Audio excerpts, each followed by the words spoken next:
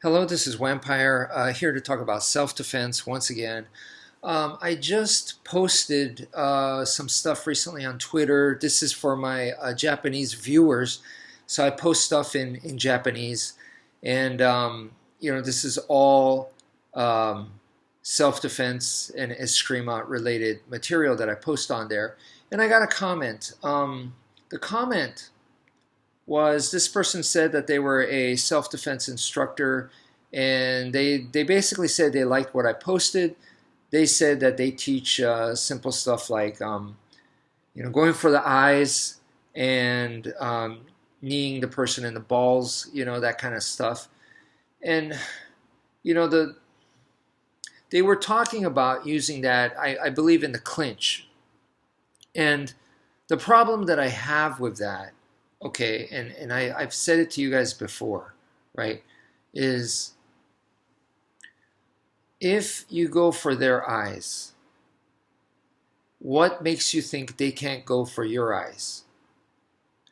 If you knee them in the balls, why can't they knee you back? So that, to me, is huge. Okay, that's huge. Now, if you talk to a grappler, right? You talk to a grappler and then you say, "Hey man, you take me to the ground, I'm just going to eye gouge you," right? The grappler is going to laugh at that because they have positioning skills. They have control skills.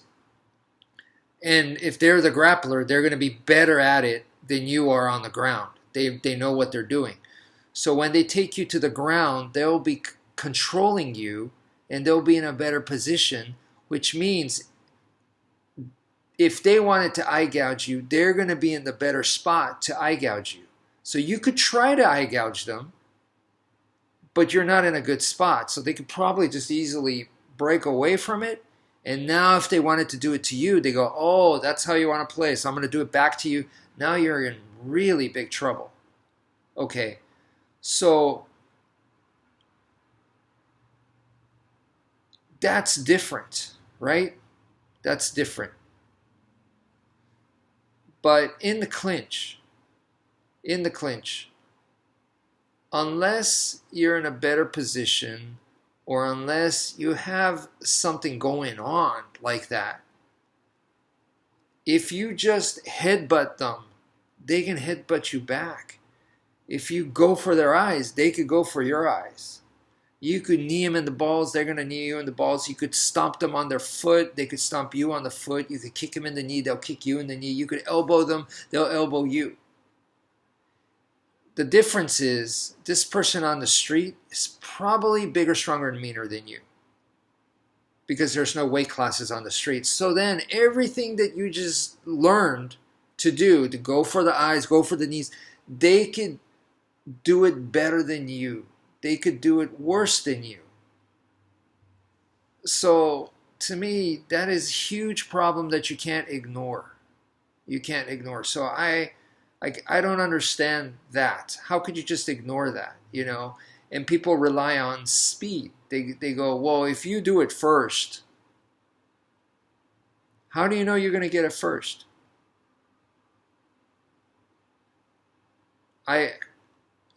How do you know that you're going to do it first? And how do you know that if you do it first, they're not going to do it back to you? Is it because you do it so viciously? Then you better make sure that you're that vicious, you're that powerful. Which is, can you really guarantee that in a real life situation when adrenaline's pumping, that you could be so vicious that you're going to guarantee dominance? And for anyone that thinks, yes, oh yeah, I'm trained, I can do this. Take a look. The population, I've said it to you guys before, we can divide it into sheep and wolves. And then we could say there's sheepdogs, sure. Sheep, sheepdogs, and wolves, okay? The population, the general population is divided into that. There's a lot of sheep out there. So when I go to grocery shopping or whatever, the mall or whatever, most of the people I see are sheep. Occasionally, you'll see a wolf mixed in with a sheep, or you'll see a sheepdog mixed in. Okay, find yourself a real wolf. Okay, chances are you don't want to disturb the wolf.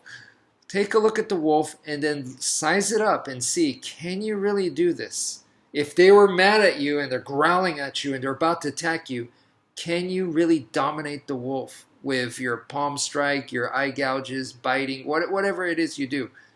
Take a look at the wolf and tell me that you think you can do that. Okay. I think a lot of people, a lot of sheep, haven't seen a real wolf.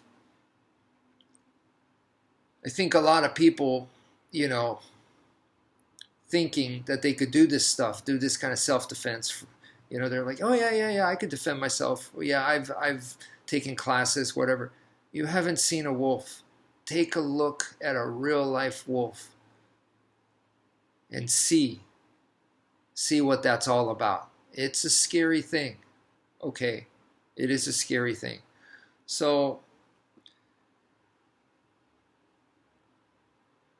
one of the things that I've recently, I don't want to say discovered, but recently been reminded of is that I've told you guys, you want to go to long range or you want to go to close range. Absolutely do not be in the middle, right? Don't be in the middle. That's where you're gonna get pounced on, pounded on. The worst stuff's gonna happen to you. So you want to be long range, as far away as possible. Close range only if you don't have a choice. You go to close range. So it's not long range or close range. Which one should I? No, it's always long range. Okay, but if you don't have a choice, you go to close range. Okay, and if you go to close range, if you have to go to close range, one of the things that I have been reminded of recently is there's a limit. There is a freaking limit that your techniques, your strategies, in this case, it's the stuff that I've been working on. It's just not going to happen. There's just a limit, And I remember thinking about this a long time ago. So yeah, I got disarms. So if the other guy has a knife, I have disarm techniques that I'm pretty confident about, right? I know it's not going to be easy, but still, I'm pretty confident about doing it, okay? But there's a limit. There really is a limit. So I understood this way back in the day, and I don't remember what year it was, 2000, when was it? I don't know, 2010? I don't know, I'm just making up. I really have no idea when it was. But at this time, maybe 2006. That's right around when I started YouTube. So maybe around that time I came up with this. I call it the combat wedgie. So it's basically you abandon everything. So I've taught you guys in close range. I said get the wrist grab, then go to arm wrap, then wrench. It's a 3-step process. Okay, wrist grab, arm wrap, arm wrench. Right, and honestly, like I said, there's just, can I do that to Kimbo Slice, who has now passed away, but someone like that? Can I do it to Mike Tyson? Can I do this to Bob Sapp? Can I do, and the answer is no, I can't. I cannot. I don't care. They don't know this technique. They don't know what I'm doing. It doesn't matter. I just physically, it's like a, how would I say? I don't want to compare myself to a puma because I think that's way too awesome. I'm more like a dog, right? A dog trying to take out a rhinoceros. It's just not going to happen. It just on a one-to-one battle like that, direct, head-on, straight on. It's not going to happen, right? So at that point, I came up with the combat wedgie where you just abandon everything and you go for this technique I call the combat wedgie, and you attack them in the groin as hard as you can. because it's just not all that other stuff that I said about the wrist grab to the arm wrap to the arm wrench. It's not going to happen. So that's why I came up with the combat wedgie. That's just the reality of it, right? Now, that being said, being as logical as I can, as logical, and then testing it out. Like I said, for close range, the best that I could come up with for you guys is wrist grab, arm wrap, arm wrench. And then from there, actually, what do you do after the arm wrench? Finger lock. So it's those four. It goes in that order, right? And there's rules. There's rules there. So for example, with the wrist grab, you don't wrist grab when the arm is in motion. The arm has to be stationary. Okay, their arm, whether they got a knife this way, it has to be stationary. They're like showing it to you. I'm about to cut you. Give me your wallet. Something like that. Okay. It has to be in a situation like that. Okay. If they're already attacking, then no, you got to go to long range. You got to. Now there is one tiny exception, and that is before the arm is completely fully in motion. Does that even make sense?